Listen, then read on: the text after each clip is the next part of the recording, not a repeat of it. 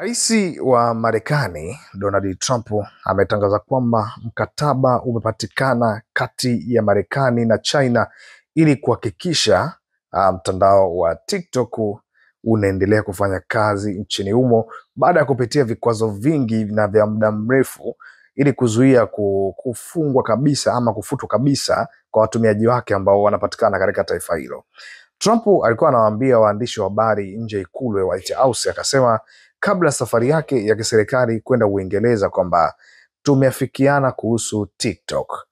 Nimefikia makubaliano na China na nitazungumza na Rais Xi Jinping siku ya Ijumaa ili kuthibitisha kila kitu.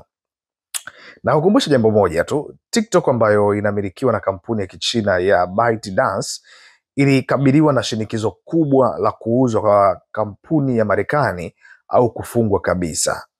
Lakini licha ya vitisho hivyo, Rais Trump amekuwa akiahirisha mara kwa mara tarehe ya marufuku ya TikTok tangu Januari mwaka huu, na sasa ameamua kuipeleka tarehe ya mwisho ya kwamba hadi Disemba 16 hiyo maafikiano ama makubaliano yameshafikiwa rasmi na maisha mengine yaweze kuendelea. Kikubwa ambacho Trump anakitaka na alikuwa amekishinikiza na anadai ni kwamba TikTok imekuwa ikichukua data za watu wa Marekani na kutumia kwenye mambo yao ambayo wenyewe yanawafaidisha, jambo ambalo linatajwa ni kuwa na kinyume cha haki za kimataifa na hata za kisheria ya kimtandao.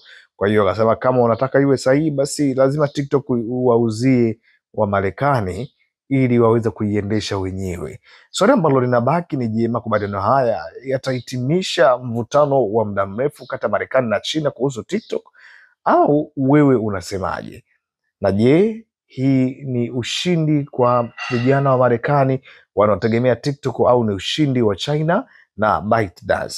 Bana, mgogoro kwa content creator walilalamika kweli kweli, kwa sababu kati ya mtandao ambao unatengeneza views wa kutosha basi ni TikTok.